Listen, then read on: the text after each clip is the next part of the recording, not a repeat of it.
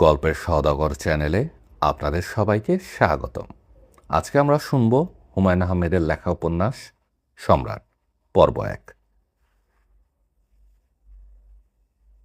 গল্পটি শুরু করার আগে লেখকের কিছু কথা শোনা যাক। সম্রাটকে কি মৌলিক লেখা বলা যাবে?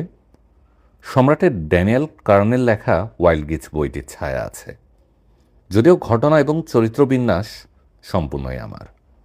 অন্য গল্পের ছায়ায় নতুন গল্প লেখার এই প্রবণতার মানে কি আমি জবাব দিতে পারবো না। কিছু কিছু গল্প নানা কারণে ভালো লেগে যায়, ইচ্ছে করে সেই আদলে আমার মতো করে কিছু লিখি। অমানুষ নামে একটি বই ঠিক এইভাবেই লেখা হয়েছে। যারা অমানুষ পছন্দ করেছেন তারা সম্রাটও পছন্দ করবেন। এই উপন্যাসের অংশবিশেষ ঈদ সংখ্যা পূর্ণিমায় 1988 সালে প্রকাশিত হয়েছিল। হুমায়ুন আহমেদ, শহীদুল্লাহ হল। তাহলে গল্পটি শুরু করা যাক। জুলিয়াস নিশো এক ভয়াবহ দুঃস্বপ্ন দেখলেন, যেন তিনি বিশাল একটা মাঠের মাঝখানে দাঁড়িয়ে। ফাঁকা মাঠ, চারদিক ধুধু করছে, প্রচণ্ড শীত, হিমেল বাতাস বইছে। তিনি কিছুই বুঝতে পারছেন না, খুব অবাক হচ্ছেন। তিনি কোথায় এসে পড়লেন? হঠাৎ দূরে ঝনঝন শব্দ হলো। তিনি লক্ষ্য করে এগুচ্ছেন। তার একটু ভয় ভয় করছে। তিনি বেশ কবার বললেন, কে ওখানে? কেউ সাড়া দিল না। তবে একজন কেউ শব্দ করে হেসে উঠল। কে ওখানে? সম্রাট নিশো, আপনি এই নগরীতে কি করছেন? তুমি কে? আমি কেউ না, আমি আপনার একজন বন্ধু। তোমাকে দেখতে পাচ্ছি না কেন? দেখতে পাচ্ছেন না কারণ আপনার চোখ বাঁধা। নিশো লক্ষ্য করলেন, তাই তো, তার চোখ বাঁধা। তখন তার মনে হলো এটা স্বপ্ন, এটা সত্যি নয়। সম্রাট জুলিয়াস নিশো, বলো। আপনি পালিয়ে যান, এক্ষুনি আপনাকে হত্যা করা হবে। ঘাতকরা আসছে। তাদের পায়ের শব্দ কি আপনি শুনতে পাচ্ছেন না? পাচ্ছি। তাহলে পালাচ্ছেন না কেন? জুলিয়াস নিশো পালাবার চেষ্টা করলেন, পারলেন না। তার পা লোহার শিকলে বাঁধা, পালাবার কোনো পথ নেই। জুলিয়াস নিশো স্বপ্নের মধ্যেই চেঁচিয়ে উঠলেন, আমার পায়ের শিকল কেটে দাও, দয়া করে আমার পায়ের শিকল কেটে দাও। তার ঘুম ভেঙে গেল। ঘড়ি দেখলেন রাত 2:10। চারদিকে গভীর নিশতি। ঝেঁঝের ডাক ছাড়া আর কোনো শব্দ নেই। ঘামে তার শরীর ভিজে গেছে। তৃষ্ণায় বুক শুকিয়ে কাঠ। স্বপ্নের ঘোর তার এখনো কাটেনি।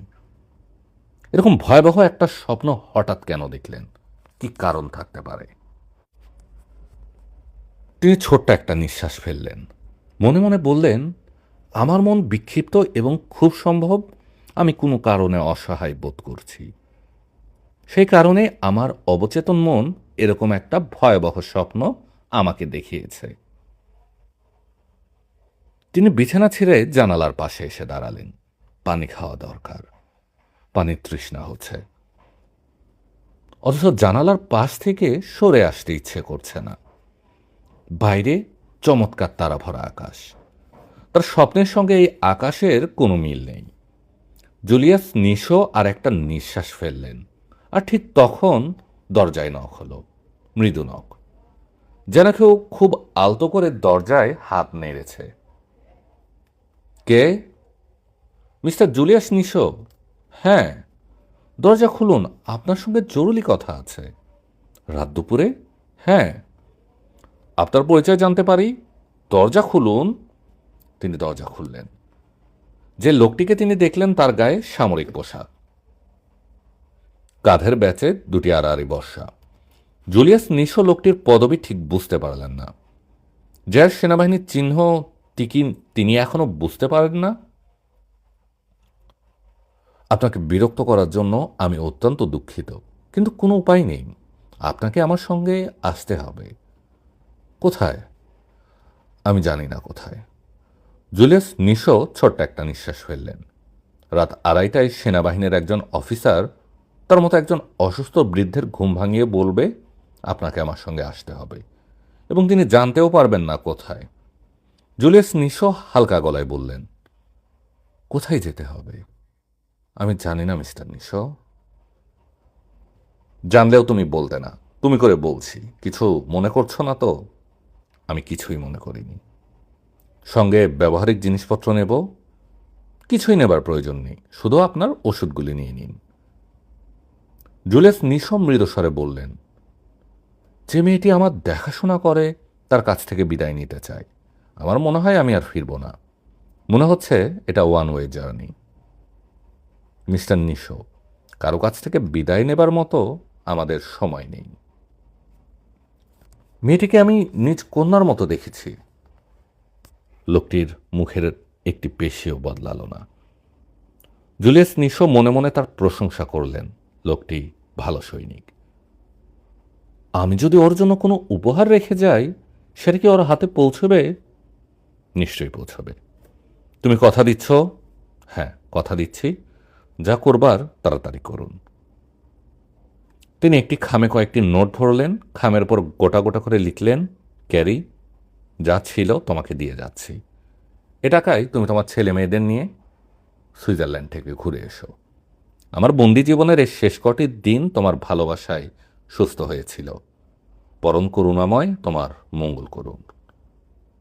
নোটটি তার পছন্দ হলেন না। তিনি ঈশ্বরে বিশ্বাস করেন না, কাজে ঈশ্বর শব্দটি ব্যবহার করা ঠিক হয়নি। অফিসারটি বলল, দেরি হচ্ছে, আমাদের হাতে বেশি সময় নেই। জুলিয়াস নিশো বললেন, তোমার নাম জানতে পারি? আমার নাম জানার কোনো প্রয়োজন আছে কি? আছে। একটি পশু অন্য একটি পশুকে নাম ধরে ডাকে না, কিন্তু একজন মানুষ অন্য একটি মানুষকে নাম ধরে ডাকতে চায়। আমার নাম মার্টল। মার্টল, এই খামটি তুমি মেয়েটিকে দিবে। এখানে কিছু US ডলার আছে, এবং তুমি আমার হয়ে মেয়েটির সঙ্গে হ্যান্ডশেক করবে। চলো, এখন যাওয়া যাক। আপনি গরম কিছু পরে নিন, বাইরে প্রচণ্ড শীত। ঘর থেকে বেরিয়ে তাদের প্রায় 70 গজের মতো হাঁটতে হলো। কনকনে শীতের বাতাস বইছে। চিল ফ্যাক্টর অনেকখানি নেমে গেছে বোধ হয়, কান জমে যাচ্ছে প্রায়। তার কষ্ট হতে লাগলো। বয়স হয়েছে, এ বয়সে কষ্ট সহ্য হয় না। বাইরে কোনো আলো জ্বলছিল না, চারদিক খুটখুটে অন্ধকার। তবু তিনি বুঝতে পারলেন প্রচুর মিলিটারি আমদানি হয়েছে। মিলিটারি আগেও ছিল, তবে এখন অনেক বেশি। তারা চলাফেরা করছে নিঃশব্দে, তবু টের পাওয়া যাচ্ছে। মাঠের মতো ফাঁকা জায়গায় একটা আর্মি ট্রান্সপোর্ট হেলিকপ্টার দাঁড়িয়ে। হেলিকপ্টারের লেজের দিকে একটি লাল বাতি জ্বলছে নিভছে। এক চক্ষু দৈত্যের মতো লাগছে হেলিকপ্টারটাকে। নিশো হেলিকপ্টারের কাছে এসে দাঁড়াতেই তার প্রপেলার ঘুরতে শুরু করল। নিশো অবাক হয়ে লক্ষ্য করলেন, এই মাঠটিকেই তিনি স্বপ্নে দেখেছিলেন। অবশ্য স্বপ্নের মাঠ আরও বিশাল ছিল এবং এরকম অন্ধকার ছিল না। চাপা এক ধরনের আলো ছিল, যা শুধু স্বপ্ন দৃশ্যেই দেখা যায়। মার্টল হাত ধরে জুলিয়াস নিশোকে উঠতে সাহায্য করল। নিশো আন্তরিক ভঙ্গিতেই বললেন, ধন্যবাদ। তুমিও কি যাচ্ছ আমার সঙ্গে? না, আমি যাচ্ছি না। আপনার উপহার আমি যথাসময়ে মেয়েটিকে পৌঁছে দিব। শুভযাত্রা। যাত্রা কি সত্যি শুভ? মার্টল কোনো উত্তর দিল না, কিন্তু জুলিয়াস নিশোকে অবাক করে দিয়ে সামরিক কায়দায় একটি স্যালুট দিল। একজন নির্বাসিত মানুষকে বিদেশি সেনাবাহিনীর একজন অফিসার কি স্যালুট করে? করে না বোধ হয়। নিশো মার্টলের দিকে হাত তাকিয়ে হাত নাড়লেন। হেলিকপ্টারের ভেতর নরম আলো জ্বলছে। অন্ধকার থেকে আসার জন্যে হয়তো এই আলোতেও সব পরিষ্কার চোখে পড়ছে। বেটে মতো এক লোক নিশোকে বসবার জায়গা দেখিয়ে দিল। অত্যন্ত ভদ্রভঙ্গিতে বলল, আপনার কি ঠান্ডা লাগছে? হ্যাঁ, লাগছে। এই কম্বলটা গায়ে জড়িয়ে নিন, এক্ষুনি গরম কফি দেওয়া হবে। তোমাকে ধন্যবাদ। আপনি তো মাঝে মাঝে ধূমপান করেন। এই চুরুটটি টেস্ট করে দেখবেন, হাভানা চুরুট। তোমাকে আবার ধন্যবাদ। হেলিকপ্টারের ব্লেড ঘুরতে শুরু করেছে, আকাশে উড়বে। দরজা বন্ধ করা হয়েছে।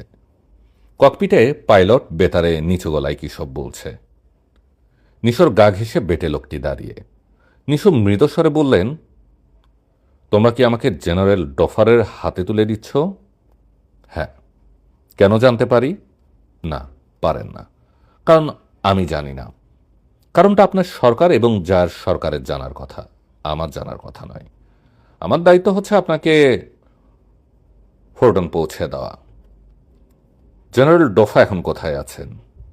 আলজেরিয়াতেই আছেন। দ্বিপাক্ষিক একটা চুক্তির ব্যাপারে তিনি এসেছেন। আজকের খবরের কাগজেই তো আছে। আপনাকে কি খবরের কাগজ দেওয়া হয় না? না। আমি আপনাকে খবরের কাগজ দিতে পারি। আমাদের এখানে দি আলজেরিয়া মর্নিং আছে। দেব? না, দরকার নেই। কিছু জানতে ইচ্ছে করছে না। জুলিয়াস নিশোকে কফি দেওয়ার পরপরই হেলিকপ্টার আকাশে উড়ল। নিশো কফিতে চুমুক দিয়ে চারদিক দেখতে লাগলেন। ভেতরটা বেশ বড়। তিনি এবং বেটে লোকটি ছাড়া আরও 3জন সৈন্য আছে। তারা অটোমেটিক সব সাবমেশিন গান হাতে পিছনের দিকে বসে আছে। চোখে পড়তেই তারা চোখ নামিয়ে নিল। নিশো ওদের দিকে তাকিয়ে হাসলেন। 60 বছর বয়সের একজন অথর্ব বৃদ্ধের জন্য এত সতর্কতার প্রয়োজন কি?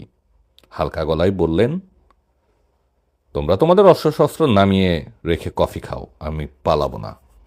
হেলিকপ্টার থেকে পালাবার কৌশল আমার জানা নেই। সৈন্য 3জন মুখ চাওয়াচাই করল। বেটা অফিসারটি বলল, মিস্টার জুলিয়াস নিশো, আমি ব্যক্তিগতভাবে আপনাকে শ্রদ্ধা করি। আমি আপনার একজন বিশেষ ভক্ত। কিন্তু তিনি হাতের ইশারায় তাকে থামিয়ে দিয়ে শৈলী ভাষায় ছোট্ট একটা কবিতা আবৃত্তি করলেন। সঙ্গে সঙ্গেই তা ইংরেজিতে অনুবাদ করলেন। কবিতাটির ভাবার্থ হচ্ছে, হৃদয় যখন হৃদয়কে বুঝতে পারে না, তখনই ব্যাখ্যার প্রয়োজন হয়। অফিসারটি অস্বস্তিতে কপালের ঘাম মুছল। নিশো বলল, তোমার নাম এখনো জানা হয়নি। তুমি আমার নাম জানো। আমার অধিকার আছে তোমার নাম জানার। আপনি একজন বিখ্যাত ব্যক্তি। আপনার নাম সবাই জানে। আমি একজন অখ্যাত লেফটেন্যান্ট কর্নেল। আমি কি এই অখ্যাত লেফটেন্যান্ট কর্নেলের নাম জানতে পারি? স্যার, আমার নাম পেয়েরেন, হোসেন পেয়েরেন। পেয়েরেন? বলুন স্যার। তুমি কি বলতে পারো আমাকে হত্যা করা হবে কি না? মৃত্যুর কথা একমাত্র ঈশ্বরই বলতে পারেন। জুলিয়াস নিশো চাপাস্বরে হাসলেন। হাসতে হাসতে বললেন, ঈশ্বর নিয়ে আমি চিন্তা করি না। আমার চিন্তা মানুষদের নিয়ে। পেরন চুপ করে রইল। হেলিকপ্টারের পাইলট একটি সাংকেতিক বার্তা পাঠালো। কালো পাখি তার নীড়ে। এই সংকেতের অর্থ হচ্ছে সব ঠিকঠাকই হচ্ছে। নিশো চোখ বন্ধ করে ফেললেন। ক্লান্ত গলায় বললেন, বাতি নিভিয়ে দাও। চোখে আলো লাগছে। আমি ঘুমোবার চেষ্টা করব। কে জানে, এটাই হয়তো আমার শেষ ঘুম। বাতি নিভিয়ে দেওয়া হলো। ইঞ্জিনের একঘেয়ে হুম হুম শব্দ ছাড়া আর কোনো শব্দ নেই। চারদিক বিপুল অন্ধকার। হেলিকপ্টার উড়ে চলছে আফ্রিকার চিরসবুজ অরণ্যের উপর দিয়ে। জুলিয়াস নিশো ঘুমোতে চেষ্টা করছেন। কালো সোহেলি আফ্রিকানদের নেতা, প্রবাদ পুরুষ জুলিয়াস নিশো, মুকুটহীন সম্রাট। কিছু কিছু অত্যন্ত বুদ্ধিমান মানুষ আছে যাদের বোকার মতো দেখায়। জেনারেল ডোফা সেরকম এক মানুষ। বিশাল বপু, বিস্ময়ন্দ ব্যক্তি। সামনের পাটির দাঁত অনেকখানি বের হয়ে আছে। মুখে দাড়ি গোফের চিহ্ন নেই। নিচের ঠোঁট ঘেঁষে একটা গভীর ক্ষত চিহ্ন নেমে গেছে, যার জন্য জেনারেল ডোফার মুখ সবসময় হাসি হাসি মনে হয়। এই লোকটির কাজকর্ম ঘড়ি ধরা। রাত 10:30টায় ঘুমোতে যান, ভোর 5টার মধ্যে জেগে ওঠেন। 6টা না বাজা পর্যন্ত জগিং করেন। এই 1 ঘন্টায় 10 থেকে 15 মাইল রাস্তা দৌড়ানোর পর প্রাতকালীন স্নান করেন। সে একটি দর্শনীয় ব্যাপার। ঘোড়া যেভাবে দলাই মলাই করা হয়, সেভাবে 2জন মানুষ তাকে দলাই মলাই করতে থাকে। এর ফাঁকে ফাঁকে বরফ শীতল জল বালতি বালতি তার মাথায় ঢালা হয়। স্নানের পর্বটি সমাধা হয় চেয়ারে বসে। বাথটাব, হটশাওয়ার বা স্টিম বাথ জাতীয় আধুনিক স্নানের প্রক্রিয়া এই আফ্রিকান জেনারেলকে মোটেও আকর্ষণ করতে পারেনি। আজ তার রুটিনের ব্যতিক্রম হয়েছে। তিনি সারা রাত এক ফোঁটাও ঘুমাননি। একটি বিশেষ খবরের জন্য অপেক্ষা করছেন। ভোর 5:27 তার এডিসি এসে জানালো যার হেলিকপ্টার নির্বিঘ্নে ফোর্টনকে অবতরণ করেছে এবং পূর্ব পরিকল্পনা মতো জুলিয়াস নিশোর পরিচয় গোপন আছে। ফোর্টের দুজন মাত্র ব্যক্তি এই পরিচয় জানেন, একজন ফোর্টের অধিনায়ক ব্রিগেডিয়ার লুম, অন্যজন কারাধ্যক্ষ মাওয়া। জেনারেল ডোফা শীতল স্বরে বললেন, অন্য কেউ জুলিয়াস নিশোর সংবাদ জানে না। এই সম্পর্কে তুমি কত ভাগ নিশ্চিত? 100 ভাগ, স্যার। জুলিয়াস নিশোকে তার সেলে নেওয়া হয়েছে। সেই সেলের আশেপাশে কারাধ্যক্ষ মাওয়া ছাড়া আর কেউ যেতে পারবে না। এই মর্মে নির্দেশ জারি করা হয়েছে। সেলটি পাহারা দিচ্ছে কারা? আপনার নির্দেশ মতোই ব্যবস্থা করা হয়েছে। প্রেসিডেন্টের সিকিউরিটি রেজিমেন্টের ওপর বন্দির নিরাপত্তার ভার দেওয়া হয়েছে। জেনারেল ডফা উদ্বিগ্ন স্বরে বললেন, কৌতূহলী সৈন্যরা বন্দির পরিচয় জানতে আগ্রহী হবে না? হয়তো হবে, স্যার। প্রেসিডেন্টের সিকিউরিটি রেজিমেন্টের জওয়ানদের কৌতূহল কম। তা ঠিক। জুলিয়াস নিশোর শরীর কেমন? একটু দুর্বল, কিন্তু শরীর ভালোই আছে। তার খাওয়া দাওয়া, ওষুধপত্র, এ সমস্ত ব্যাপারগুলির প্রতি বিশেষ লক্ষ্য নেওয়ার ব্যবস্থা করা হয়েছে তো? হয়েছে। আপনার নির্দেশের কথা আমি মাওয়াকে বলেছি। ভালো, কফি দিতে বলো। ডোফা পরপর 2 কাপ কফি খেলেন। যার পররাষ্ট্র দপ্তরের সচিবকে ডেকে পাঠালেন। 3টে ছোট ছোট চিঠি লিখলেন। জায়রে অবস্থিত ব্রিটিশ রাষ্ট্রদূতের সঙ্গে তার একটা জরুরি সাক্ষাৎকারের ব্যবস্থা করবার নির্দেশ দিলেন। খানিকক্ষণ নীরবে ধূমপান করবার পর এডিসিকে আবার ডেকে পাঠালেন। তুমি নিশ্চয়ই জানো আজ বেলা 10টায় জায়ের বেতার থেকে জুলিয়াস নিশোর মৃত্যু সংবাদ প্রচার করা হবে। জানি, স্যার, কিন্তু আজ 10টায় প্রচার করা হবে সেটা জানতাম না। 11টায় মেডেন্ডা বেতার থেকে সংবাদ প্রচার করা হবে। সেখানে বলা হবে এই বর্ষিয়ান রাজনীতিবিদ ও দার্শনিকের মৃত্যুতে আমি জেনারেল ডোফা 3 দিনব্যাপী রাষ্ট্রীয় শোক ঘোষণা করছি। এডিসি কিছু বলল না। তার মুখ ভাবলেশীন। ডোফা বললেন, বেলা 12টায় একটি হেলিকপ্টার জুলিয়াস নিশোর সমাধান নিয়ে মোরান্ডায় পৌঁছবে এবং রাষ্ট্রীয় মর্যাদায় তার অন্ত্যেষ্টিক্রিয়া সম্পন্ন করা হবে। সে শবধারে কোনো শব থাকবে না? নিশ্চয়ই থাকবে, তবে তা জুলিয়াস নিশোর নয়। সেই শবধারের ঢাকনা খোলা হবে না, কাজেই কার সব সেটা নিয়ে কারুর মাথা ব্যথা হবার কথা নয়। তুমি কি কিছু বলতে চাও? না, তোমার মুখ দেখে মনে হচ্ছে তুমি কিছু বলতে চাও। বলে ফেলো। স্যার, এত ঝামেলা করার কি কোনো দরকার ছিল? সরাসরি জুলিয়াস নিশোর মৃতদেহ নিয়ে গেলেই হতো। না, হতো না। জুলিয়াস নিশো কোনো সামান্য ব্যক্তি নন। তার মৃত্যুতে পৃথিবী জুড়ে একটা হইচই হবার কথা। তাতে আমার কিছু যায় আসে না, কিন্তু যেটা ভয় পাচ্ছি সেটা হচ্ছে মৃত্যু সংবাদ প্রচারিত হবার সঙ্গে সঙ্গে খোদ মোরান্ডাতে একটা গৃহ বিপ্লব শুরু হতে পারে। যদি শুরু হয় তাহলে কি আপনি দ্বিতীয়বার একটা ঘোষণা দেবেন যে জুলিয়াস নিশো বেঁচে আছে? হ্যাঁ, দেব। কারণ সত্যি সত্যি গৃহযুদ্ধ শুরু হলে একমাত্র নিশোই তা থামাতে পারবে। তার মানে কি এই যে জুলিয়াস নিশোর মৃত্যুদণ্ড দিতে আপনি ভয় পাচ্ছেন? হ্যাঁ, পাচ্ছি। জেনারেল ডোভাই পৃথিবীতে 2টি মানুষকে ভয় পায়। প্রথম জনের নাম জুলিয়াস নিশো। তৃতীয় জনকে? দ্বিতীয় জনের নাম তোমার না জানলেও চলবে। আমি আবার কফি খাবো, তুমি কফি দিতে বলো। 6:30 বাজে। আপনার ব্রেকফাস্ট দেওয়া হয়েছে। তোমাকে কফির ব্যবস্থা করতে বলা হয়েছে, সেটা করো। আমি কোনো কথাই দ্বিতীয়বার বলা পছন্দ করি না। ফোর্টনকের যে সেলটিতে জুলিয়াস নিশোকে রাখা হয়েছে তার একটি বিশেষ নাম আছে, না ফেরা ঘর। এ ঘর থেকে কেউ কখনো ফেরে না। মোরান্ডার খ্যাত অখ্যাত বহু মানুষ এ ঘরে ঢুকেছেন, কেউ বেরুতে পারেননি। জুলিয়াস নিশোর ব্যাপারে একটা ব্যতিক্রম আছে। তিনি 10 বছর আগে একবার ঢুকেছিলেন। 5ম দিনে গৃহযুদ্ধ বেঁধে গেল। 7ম দিনে জুলিয়াস নিশোকে ঘর থেকে বের করে আনতে হলো গৃহযুদ্ধ থামাবার জন্য। এরই মধ্যে মা উপজাতির এক পঞ্চমাংশ ধ্বংস হয়ে গেছে। এরা অত্যন্ত সাহসী মানুষ। মোরান্ডা সেনাবাহিনীর উপর তারা বড় রকমের আঘাত করেই মারা গেল। সে সময় মা উপজাতিদের মধ্যে বিদ্যুতের মতো যে কথাটা ছড়িয়েছিল তা হচ্ছে নিশোর জন্য একটি প্রাণ দিন, তিনি আবার তা ফিরিয়ে দিবেন। 10 বছর অনেক দীর্ঘ সময়, এই সময়ে অনেক কিছুই বদলে যায়। নিশোও বদলেছেন। সে সময় তার মাথা ভর্তি চুল, চোখের দৃষ্টি ছিল তীক্ষ্ণ। এখন মাথায় এক গাছিও চুল নেই। ভারী চশমা ছাড়া 10 হাত দূরের মানুষটিকে চিনতে পারেন না। তবু কিছু কিছু জিনিস আছে যা সময়ের সঙ্গে বদলায় না, যেমন স্বভাব। নিশো ঠিক আগের বারের মতোই হাসি মুখে বললেন, সুপ্রভাত সুপ্রভাত। কারাধ্যক্ষ মাওয়া শুকনো মুখে তাকালো।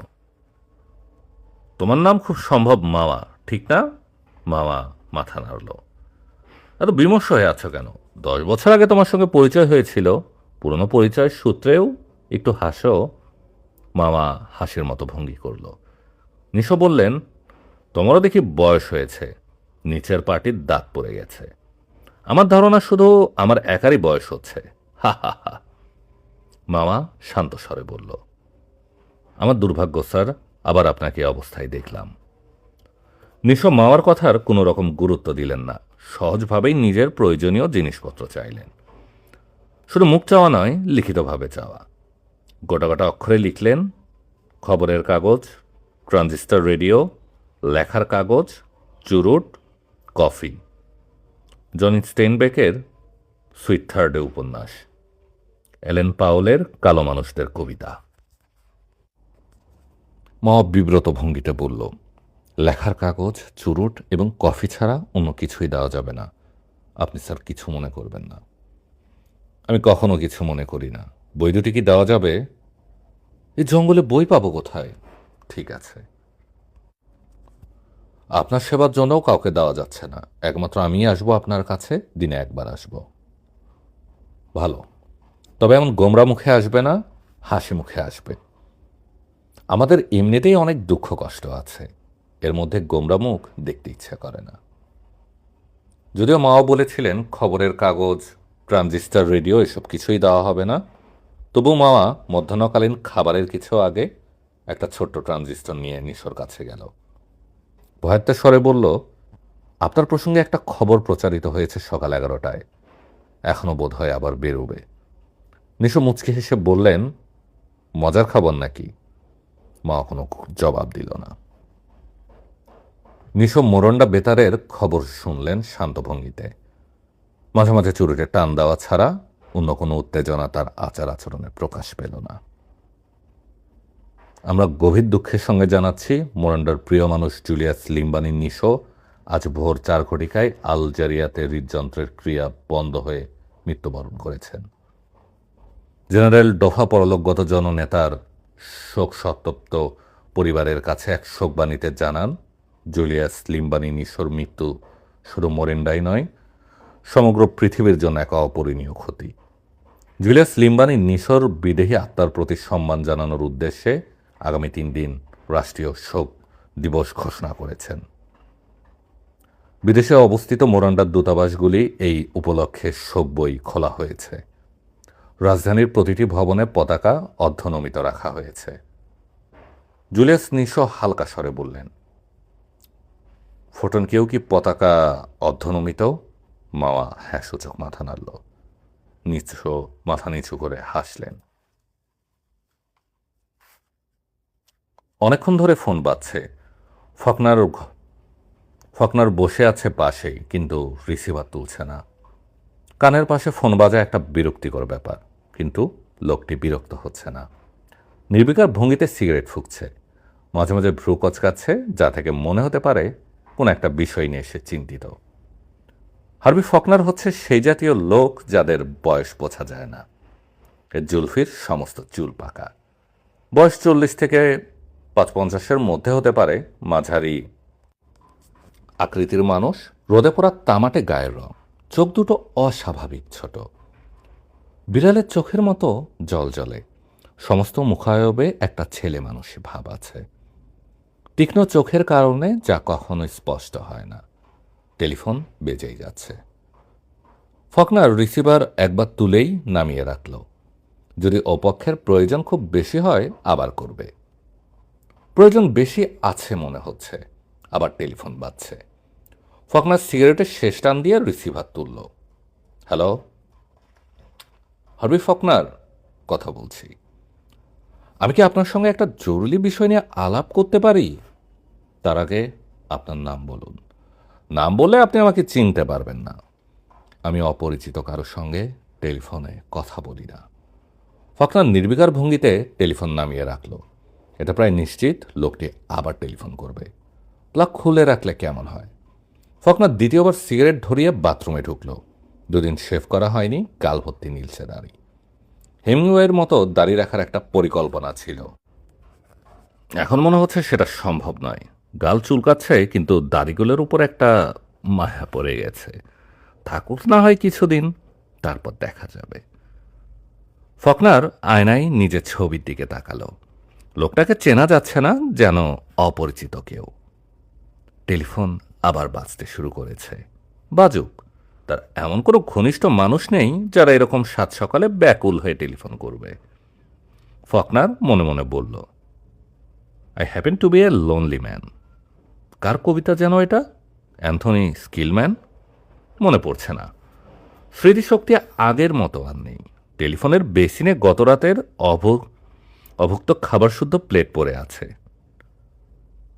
দূষিত একটা গন্ধ চারদিকে। মেঝেতে 3টি বিয়ারের খালি ক্যান। লোনলি ম্যান হবার অনেক রকম ঝামেলা। হেল্পিং হ্যান্ড জাতীয় কাউকে পাওয়া গেলে মন্দ হতো না। ঘর পরিষ্কার করে রাখত, বললেই পার্কুলেটর চালু করে কফি বানিয়ে আনত। কফির কথা মনে হতেই তার কফির তৃষ্ণা হলো। ক্রিম সুগারবিহীন র কফি, ব্রাজিলিয়ান বিনস থেকে টাটকা তৈরি, যার গন্ধেই স্নায়ু সতেজ হয়ে ওঠে। টেলিফোন এখনো বাজছে। ফকনার বিরক্ত ভঙ্গিতে এগিয়ে গেল। হ্যালো, আমি লিজা ব্রাউন। ফকনার চিনতে পারল না। মেয়েদের নাম তার মনে থাকে না। তুমি কি আমাকে চিনতে পারছো না? চিনতে পারবো না কেন? কেমন আছো লিজা? তাহলে এমন রাগে রাগে গলায় কথা বলছো কেন? সকালবেলা ঘুম ভাঙলে আমার মেজাজ খুব খারাপ থাকে, তাই। রাতে খুব ড্রিঙ্ক করেছো না? খুব না, 3 ক্যান বিয়ার খেলে একটা মৌমাছির নেশা হয়। কিন্তু আমি মৌমাছি না। তুমি তো সবসময় এমন মজার মজার কথা বলো কেন? মেয়েটি খিলখিল করে হাসতে লাগলো। হাসির শব্দটা চেনা। হাসি থেকে মেয়েটাকে চেনা যাচ্ছে। নর্থ অ্যাভিনিউ পিজা পার্লারের মেয়ে। হাসি রোগ আছে মেয়েটির। অকারণে হাসবে এবং বকবক করবে। গত সপ্তাহে পিজা এনে দিয়ে গিয়েছিল। অন্যদের মতো প্যাকেট নামিয়ে রেখেই চলে যায়নি। হাসি মুখে বলছে, পিজা ছাড়া তুমি কিছু খাও না। প্রায় তোমাকে পিজা পার্লারে দেখি। তুমি নিশ্চয়ই ইটালিয়ান নও? না, ইটালিয়ান নই। পিজাও খুব পছন্দ করি না, সস্তা বলে খাই। আমি একজন দরিদ্র ব্যক্তি। তোমার ঘর এত নোংরা কেন? ফকনার হেসে ফেলল। হাসছো কেন? ঘর নোংরা আমার ভালো লাগে না, গা জ্বলে। আমি মানুষটি খুব পরিষ্কার, কাজেই আমার ঘর নোংরা। যেসব মানুষের ঘর দোয়ার খুব পরিষ্কার তারা মানুষ হিসেবে নোংরা। কই, আমি তো মানুষ হিসেবে ভালোই, কিন্তু আমার ঘর তো পরিষ্কার, ঝকঝকে। আমার থিওরি শুধু ছেলেদের জন্যই, মেয়েদের জন্য নয়। মেয়েদের বেলায় উল্টোটা। আপনি তো খুব চালাক মানুষ। ফকনার মেয়েটির চেহারা মনে করতে চেষ্টা করল। চেহারা মনে পড়ছে না। তার মানে মনে রাখার মতো চেহারা নয়। সুন্দরী মেয়েদের চেহারা মনে থাকে। এই মেয়েটিকে নিয়ে সে কি কখনো বাইরে গিয়েছে? মনে হয় গিয়েছে, কারণ সে কথা বলছে অত্যন্ত পরিচিত ভঙ্গিতে। ফকনার মনে করতে চেষ্টা করল লিজা ব্রাউন নামে কাউকে নিয়ে সে ডেটিংয়ে গিয়েছে কিনা। হ্যালো, তুমি কথা বলছো না কেন? কি বলবো? পিজার অর্ডার দিলে দুপুরবেলা নিয়ে আসতে পারি। আনবো? আনতে পারো। তার মানে তোমার খুব একটা ইচ্ছা নেই। ইচ্ছে থাকবে না কেন? ইচ্ছে আছে। সুন্দরী মেয়েদের সামনে বসে পিজা খেতে আমার ভালোই লাগে। আপনারা শুনছিলেন হুমায়ুন আহমেদের লেখা উপন্যাস সম্রাট পর্ব 1। পরবর্তী পর্ব শুনতে আমাদের গল্পের সওদাগর চ্যানেলে চোখ রাখুন।